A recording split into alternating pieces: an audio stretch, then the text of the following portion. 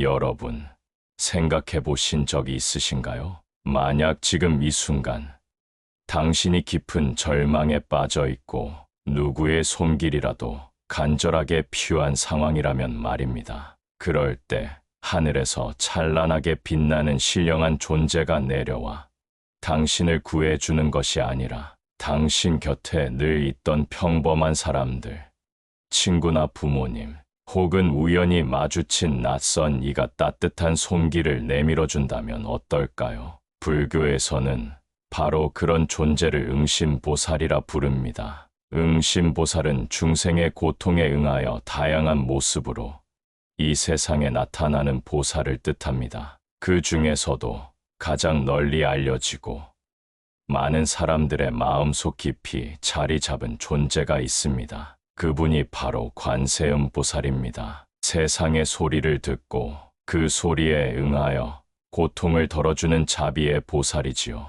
놀라운 것은 관세음보살이 단 하나의 모습으로 존재하지 않는다는 사실입니다. 경전에서는 관세음보살이 무려 33가지의 모습으로 이 세상에 나타난다고 전합니다. 그 모습은 매우 다양합니다. 어떤 때는 부처의 형상으로, 어떤 때는 왕이나 장자처럼 권위 있는 인물로, 또 어떤 때는 자애로운 어머니나 순수한 아이, 혹은 길 위의 수도승으로 나타납니다. 이러한 다양함은 단지 신비한 상징이 아닙니다. 바로 우리 삶의 모든 장면에서, 모든 관계 속에서 보살의 자비가 어떻게 실현될 수 있는지를 보여주는 것입니다. 그렇다면 우리는 묻게 됩니다. 왜 관세음보살은 그렇게 다양한 모습으로 세상에 나타나야 했을까? 왜 한 가지 형상으로 중생을 구제하지 않고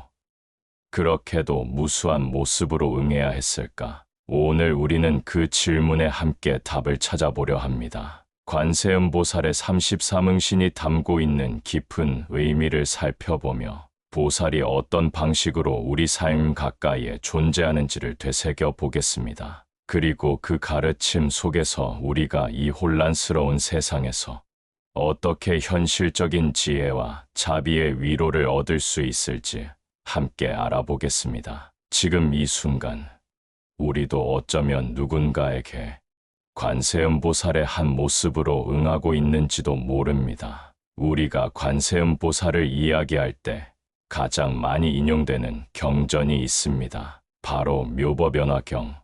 그 중에서도 관세음보살 보문품입니다. 이 품에서는 관세음보살의 자비로운 응신에 대한 가르침이 매우 자세히 전해집니다. 경전에서는 이렇게 말합니다. 관세음보살은 중생이 어떤 몸을 통해 가르침을 받아야 하는지 아시면 곧 그 모습으로 응하여 법을 설하신다. 이 말씀은 단순한 비유나 상징이 아닙니다. 관세음보살은 중생의 상태와 상황, 심리와 필요를 정확히 이해하시고 그에 맞는 가장 적절한 모습으로 이 세상에 나타나신다는 뜻입니다. 누군가에게는 위험 있는 부처의 모습이 도움이 되지만 또 다른 이에게는 따뜻하고 부드러운 어머니의 형상이 더 큰 위로가 되기 때문이지요. 이렇게 중생의 고통과 필요에 따라 다양한 모습으로 현현하는 존재를 불교에서는 응심보살이라 부릅니다.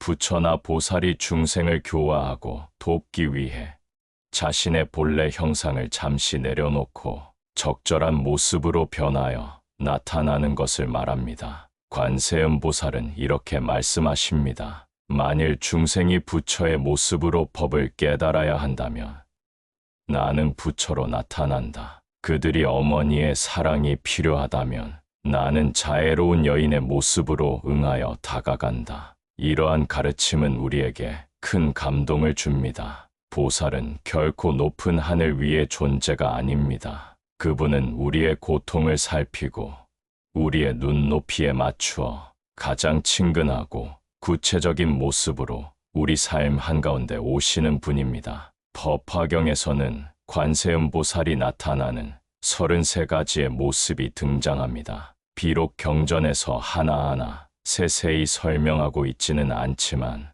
학자들과 스승들은 그 응신의 형상들을 대체로 세 가지 유형으로 정리합니다. 첫째, 성인군 자형 응신. 이 유형은 부처나 보살, 아라한, 천상계의 신 등 고귀하고 깨달음을 이룬 존재의 모습으로 나타나는 경우입니다. 수행자나 진리를 구하는 이들에게 나타나 진리의 길을 열어주고 마음을 일깨워주는 역할을 합니다. 예를 들어 깊은 수행 중에 마음의 벽에 부딪힌 이가 관세음보살을 떠올리며 간절히 도움을 구했을 때 그 마음에 떠오르는 스승이나 부처님의 모습은 바로 이러한 응신이라 볼 수 있습니다. 둘째, 세속적 인물형 응신. 이 응신은 우리의 일상 속에 등장합니다. 왕이나 장자, 대신, 농부,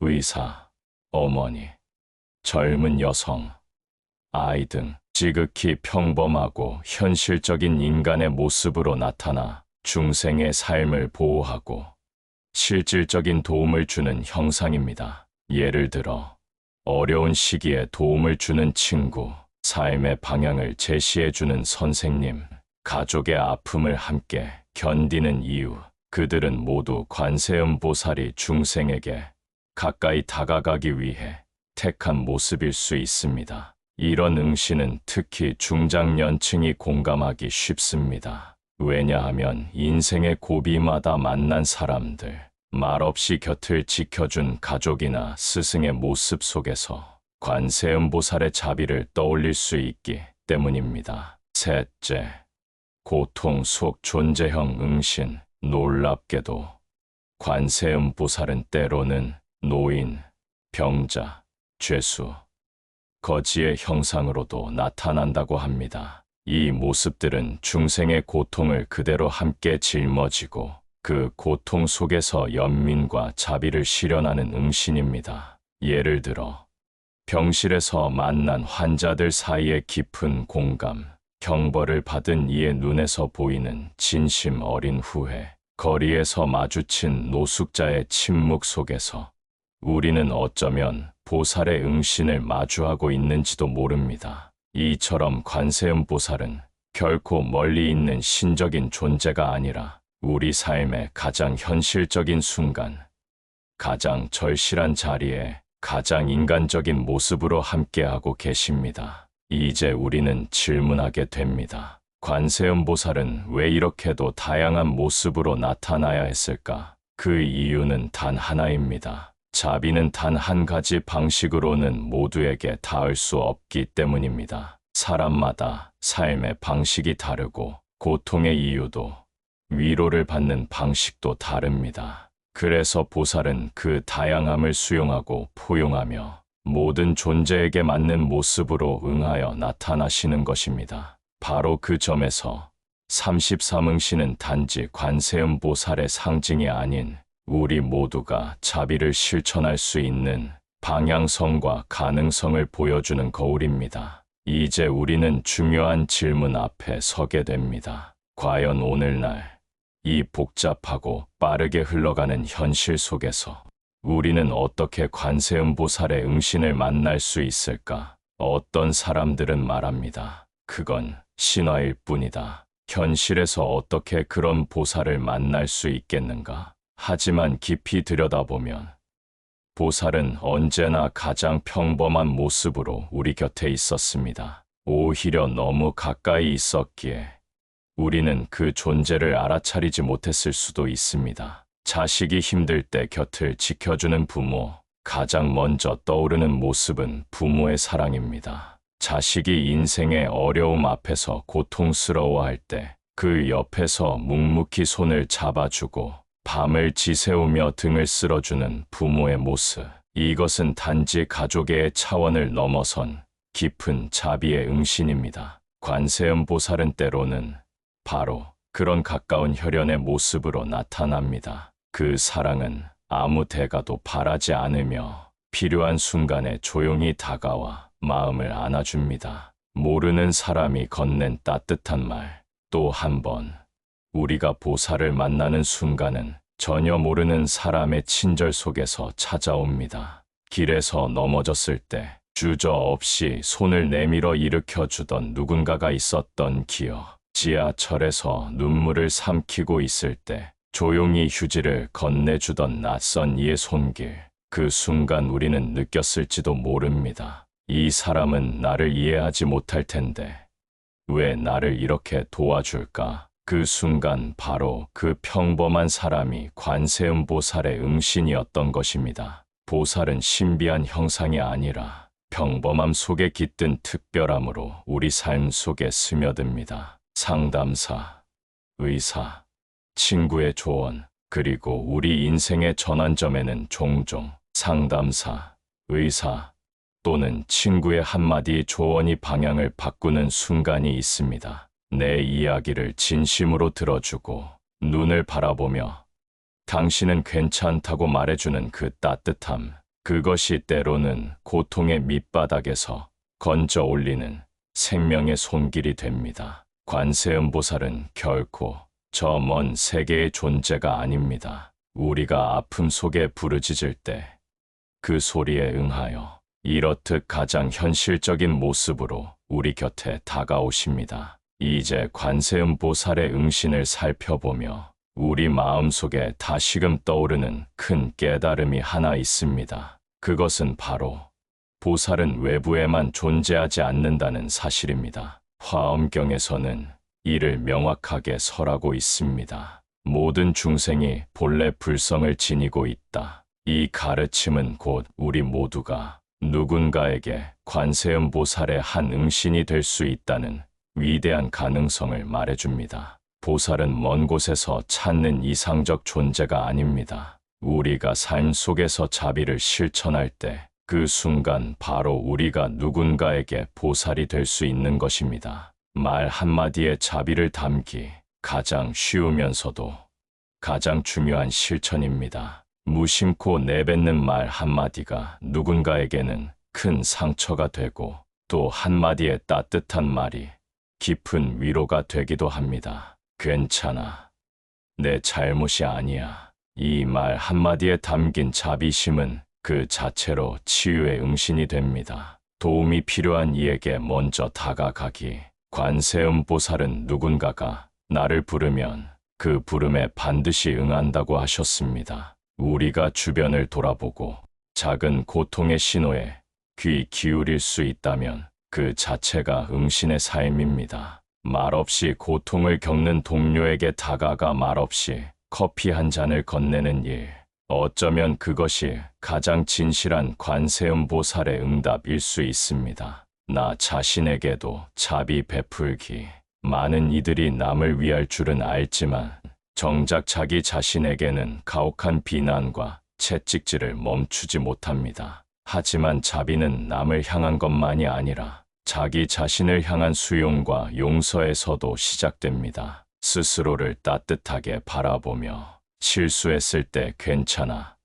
다시 시작할 수 있어라고 말해주는 것도 관세음보살의 자비를 실현하는 행위입니다. 결국 관세음보살의 33응신이란 단지 경전 속 신비로운 이야기가 아니라 우리 삶 곳곳에 숨겨진 자비의 얼굴들입니다. 그리고 그 얼굴은 때로는 당신의 어머니일 수 있고 친구일 수 있으며 바로 지금 이 글을 읽고 있는 당신 자신일 수도 있습니다. 자비는 누군가 특별한 사람만 실천하는 것이 아닙니다. 지금 이 순간 우리가 진심으로 누군가의 고통을 바라보고 그 고통에 응답하려는 작은 마음 하나하나가 곧 보살의 응신으로 이 세상의 빛을 더하게 됩니다. 인생의 중반, 우리가 흔히 말하는 중년은 겉으로 보기에는 안정된 시기처럼 보일 수 있습니다. 하지만 그 내면은 많은 변화와 흔들림이 일어나는 시기입니다. 자녀는 이제 성장의 독립을 준비하고